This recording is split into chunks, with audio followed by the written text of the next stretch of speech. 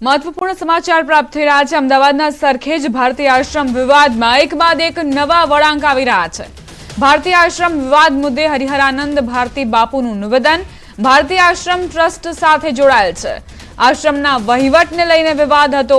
હું બિન શિક્ષિત હોવાથી મારા શિષ્યને વહીવટ સોંપ્યો હતો। નર્મદા આશ્રમ સરકારી મિલકત નથી। ઋષિ ભારતી મને ગુરુ તરીકે ન માનતા હોય તો હું શિષ્ય તરીકે કેમ સ્વીકારું? મારા શિષ્ય સાથે ધમકાવવાનો પ્રયત્ન કર્યો। લંબે નારાયણ આશ્રમ પણ ભારતીય આશ્રમ સાથે જોડાયેલો રહેશે તેવું કહેવું છે ઋષિ ભારતી બાપુનું। વિશ્વેશ્વરી માતાને રહેવા દેવા મુદ્દે પછી નિર્ણય થશે।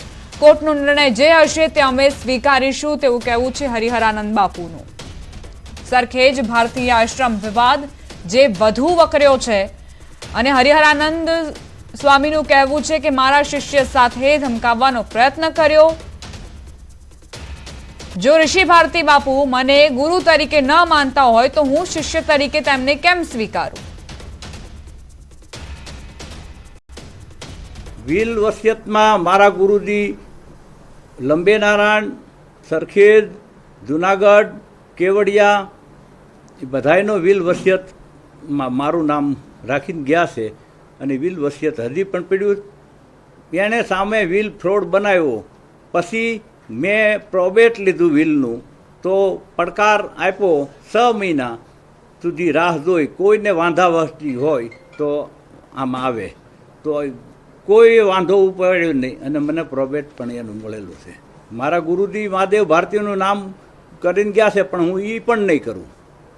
અત્યારે કોઈને હું કાંઈ હું જ્યાં સુધી છું ત્યાં સુધી હું મારા નામે મારાથી જ ચલાવીશ। ભારતી બાપુએ જે રીતે કર્યું હતું એ રીતે પછી મને ઈચ્છા થાય હું એના નામનું વીલ વસિયત કરતો જાય। ભારતીય આશ્રમના મેનેજર રામ ગઢવીનો આરોપ સાધુની મર્યાદાને પાર દરેક કૃત્યો આશ્રમમાં થતા હોવાનો મેનેજરે આરોપ મૂક્યો। ઋષિ ભારતી બાપુ કોઈને અંદર આવવા ન દીધા। હરિહરાનંદ બાપુના આદેશ મુજબ હું સંચાલન કરીશ। વૃદ્ધાશ્રમ ચાલતું હતું, ગૌશાળાઓ ચાલતી હતી। આ બધું સંચાલન એમને વિશ્વંભર ભારતી બાપુના દેહાંત પછી ધીરે ધીરે ગ્રેજ્યુઅલી બધું બંધ કરી દીધું। ગૌશાળા બંધ કરી દીધી, વૃદ્ધાશ્રમ બંધ કરી દીધો, પીજી ચાલુ કરી શકે। મારું કહેવાનું તાત્પર્ય એક જ છે કે આ આશ્રમના જે ઉદ્દેશો હતા, જે એના માટે આશ્રમ બન્યો હતો, એ ચલાવવાના બદલે ધીરે ધીરે એમને પોતાને કોમર્શિયલ બેઝ ઉપર એ કામ કરવા મળ્યા। એ બરાબર નથી। આશ્રમ છે, જાહેર સંસ્થા છે, NGO છે, તો એને બધા ટ્રસ્ટીઓને સાથે રહીને ચલાવવું જોઈએ। ભારતીય આશ્રમના ટ્રસ્ટી મુકેશ પટેલનું નિવેદન ગૌશાળા બંધ કરી દેવાઈ, બાદમાં વૃદ્ધાશ્રમ બંધ કર્યું, આશ્રમમાં કમર્શિયલ કલ્ચર શરૂ કરી દેવાયું।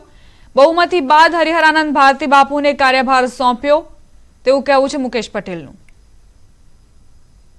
રૂમ નંબર 6 અને 7 આ બે રૂમ એ પોતે વાપરતા।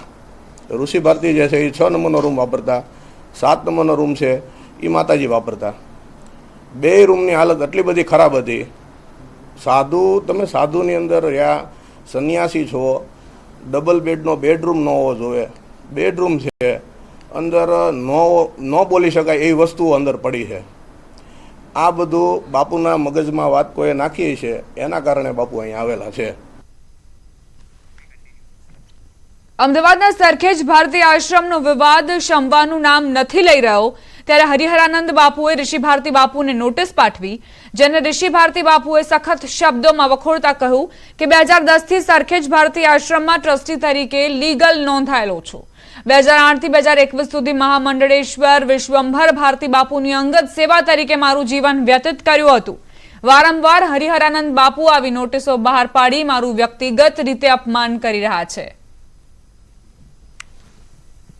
હરિહરાનંદ ભારતીજીએ જે મારા વિરુદ્ધમાં નોટિસ બહાર પાડી છે એને હું સખત શબ્દોમાં વખોડું છું।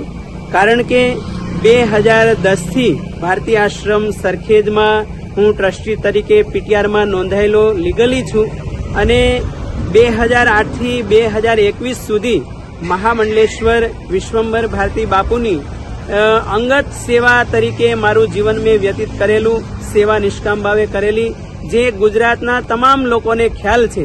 એટલા માટે વારે વારે હરિયાનંદ ભારતીજી આવી નોટિસો બહાર પાડી અને મારું વ્યક્તિગત રીતે અપમાન કરી રહ્યા છે. વરસાદથી પડેલા ખાડા મુદ્દે એક્શનમાં સીએમ. ખાડાનું રિપેરિંગ ઝડપથી કરવાના આદેશ આપ્યા.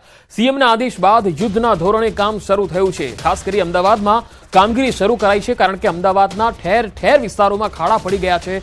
ઘણા નવા બનેલા રસ્તાઓ પણ ખાડામાં ગરકાવ થઈ ગયા છે. ત્યારે હવે કામગીરી શરૂ થઈ છે. ખાડાનું રિપેરિંગ કરવાની કામગીરીના આદેશ બાદ હવે એએમસી તંત્ર જાગ્યું છે. વધુ માહિતી સાથે સંવાદદાતા પ્રણવ પટેલ અમદાવાદથી જોડાયા છે. પ્રણવ, વરસાદથી જે ખાડાઓ પડ્યા છે, ખાસ કરીને કયા કયા વિસ્તારોમાં હવે એએમસીએ કામગીરી શરૂ કરી છે?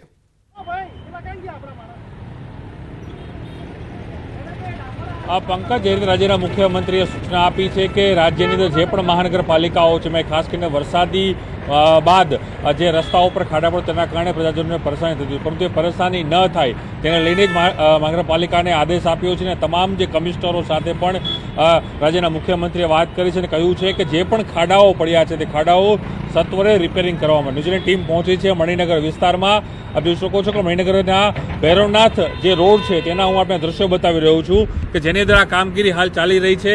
અધિકારી પણ જોડાયા છે વાત તેની સાથે જ, કારણ કે સતત આ કામગીરી ચાલી રહી છે. માનો રહ્યું કે 7,000થી પણ વધુ જે ખાડાઓ છે તે ખાડાઓ હાલ પૂરવામાં આવી રહ્યા છે.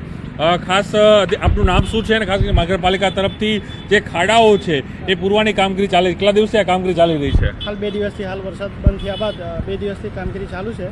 આજે હોટમિક્સ મટીરિયલથી ભૈરવનાથ 4 રસ્તા થઈ આવકાર હોલ તથા ભૈરવનાથ 4 રસ્તા અને બીજા હા યસ એમ કહેવાય છે કે વોર્ડમાં પણ અનેક જે ખાડાઓ, નાના મોટા ખાડાઓ પડ્યા છે, એની કામગીરી કઈ રીતે કરવામાં આવી રહી છે? હાલ જેટ પેચર એક મશીન છે, એનાથી એ પદ્ધતિથી આપણે કરીએ છીએ તથા 2 દિવસથી આપણને હોટમિક્સ મટીરિયલ મળ્યું છે, એનાથી હાલ ચાલુ છે કામગીરી. ચોક્કસ અધિકારી છે, હું ફરી કહીશ કે રાજ્યના મુખ્યમંત્રીએ જે સૂચના આપી છે ત્યારબાદ મહાનગરપાલિકા દ્વારા અલગ અલગ જે વિસ્તારો છે તેમાં 7,000થી પણ વધુ જે ખાડાઓ છે તે હાલ પૂરવાની કામગીરી થઈ રહી છે. જે 22 તારીખ એટલે 22થી લઈને 30 સુધી એટલે 7 દિવસમાં જે ખાડાઓ પડ્યા છે અમદાવાદ શહેરમાં વરસાદને કારણે, પંકજ, તે ખાડાઓને પૂર્ણ કરવાની કામગીરી થઈ રહી છે. હોટમિક્સ પ્લાન્ટ છે તે વર્ક કરી દેવામાં આવ્યો છે, કારણ કે જે રીતે વરસાદી માહોલ હતો તેના કારણે હોટમિક્સ પ્લાન્ટ શરૂ નહોતો થતો, પરંતુ હવે હોટમિક્સ પ્લાન્ટ પણ શરૂ થઈ ગયો છે. તેના કારણે તાબડતોબ યુદ્ધના ધોરણે સમગ્ર અમદાવાદ શહેરમાં જે કહી શકાય કે ખાડાઓ પૂરવાની કામગીરી થઈ રહી છે, જેથી સામાન્ય ચોકોને છે, જે લોકોને છે એ પરેશાની ન થાય તે પ્રકારની તકેદારી ખુદ રાજ્યના મુખ્યમંત્રી રાખી રહ્યા છે અને મહાનગરપાલિકાના કમિશનરે પણ સૂચના આપી છે. તેના જ કારણે આજે રજા હોવા છતાં પણ તમામ જે અધિકારીઓ છે ફિલ્ડ ઉપર જોવા મળી રહ્યા છે. અધિકારીઓ જે છે એ કામગીરી કરી રહ્યા છે અને તમામ જે ખાડાઓ છે તે પૂરવાની શરૂઆત છે હાલ અહીં કરવામાં આવી રહી છે. જી પ્રણવ, આભાર સમગ્ર માહિતી આપવા માટે. તો આખરે અમદાવાદમાં ખાડાનું રિપેરિંગ જે છે એ હવે શરૂ થયું છે.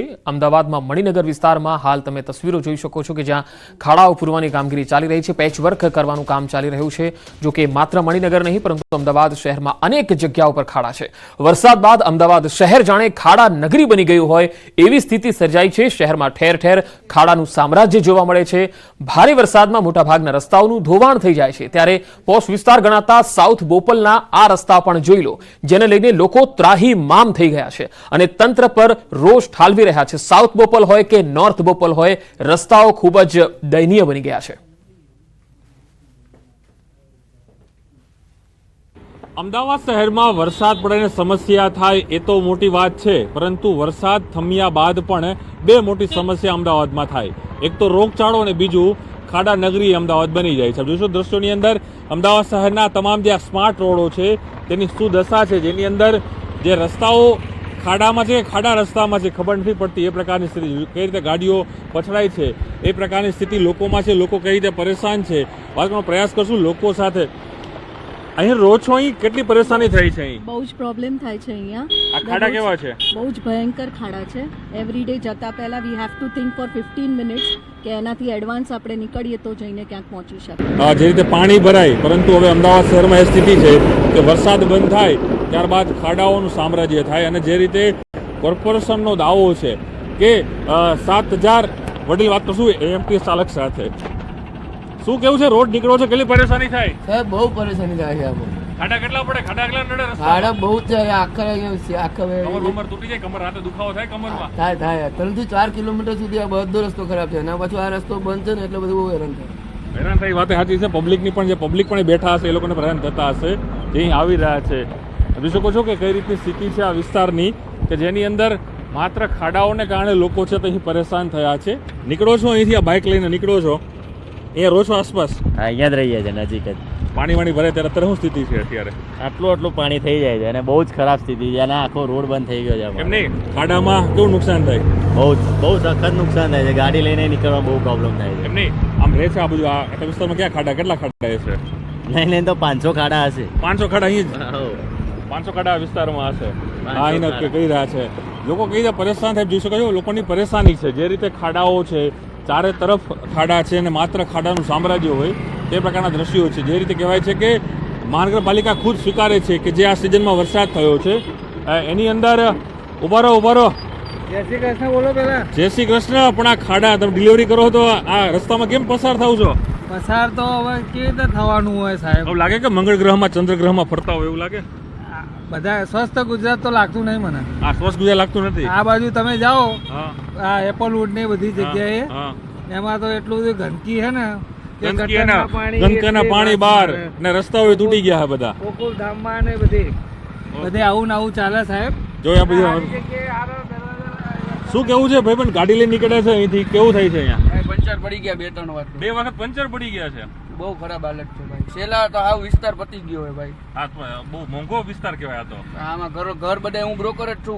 કરોડના ઘર હું ખુદ વેચું. નર્ક જેવો જ અનુભવ થાય છે. આખા એરિયાની જે હાલત ખરાબ કરી છે, કેટલા અધિકારીઓને સંપર્ક કર્યો, કશું સોલ્યુશન આવતું નથી.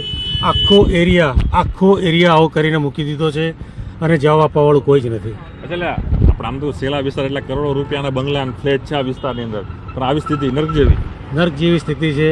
એટલું દુઃખ થાય છે અહીંયા આગળ રહીને કે આટલા બધા રૂપિયા ખર્ચ્યા પછી પણ અને આટલો બધો જીએસટી આપ્યા ટેક્સ ભરો, બધું ભરતા હશો ને બધું? વર્ષનો મારો ટેક્સ 22 લાખ રૂપિયા જાય છે. 22 લાખ રૂપિયા ટેક્સ ભર્યા પછી, મકાન ખરીદતી વખતે જીએસટી આપ્યા પછી, સોસાયટીનો મેન્ટેનન્સ આપ્યા પછી, સોસાયટીના મેન્ટેનન્સ ઉપર જીએસટી લાગ્યા પછી સુવિધા નથી. સુવિધાના નામે મીંડું. આ ચોક્કસ આ દ્રશ્યો છે અમદાવાદના અને અમદાવાદના રસ્તાઓના જે ડેવલપ થઈ રહ્યો છે, પરંતુ સામે હજુ પણ વિકાસ ક્યાંક આ વિસ્તાર ઝંખી રહ્યો છે. હરીશ શર્મા સાથે પ્રણવ પટેલ, ન્યૂઝ 18 અમદાવાદ. તો છેલ્લા દિવસોમાં પડેલા વરસાદમાં શહેરમાં 7,000 ખાડા પડ્યા, જેનો એએમસી દ્વારા ઝોન મુજબ સર્વે કરવામાં આવ્યો. રોડ એન્ડ બિલ્ડિંગ કમિટીના ચેરમેન જયેશ પટેલનું કહેવું છે કે શહેરમાં રસ્તાઓ પર પડેલા ખાડાઓનું રિપેરિંગ કામ યુદ્ધના ધોરણે કરાઈ રહ્યું છે. 23 તારીખ પછી લગભગ અમદાવાદ શહેરમાં 7,300 ખાડા નાના મોટા થઈને પડેલા હતા અને 2 દિવસથી વરસાદ બંધ થયા પછી અમે તરત ડે નાઇટ કામ કરીને 6,300 ખાડા અત્યારે હાલ પૂરેલા છે અને 1,243 ખાડા કાલ રાતે બી કદાચ કામ ચાલુ હશે અને આજે બી ડે નાઇટ કામ છે, તો લગભગ 24 કલાકમાં બધા ખાડા સંપૂર્ણપણે પૂરી દેવામાં આવશે.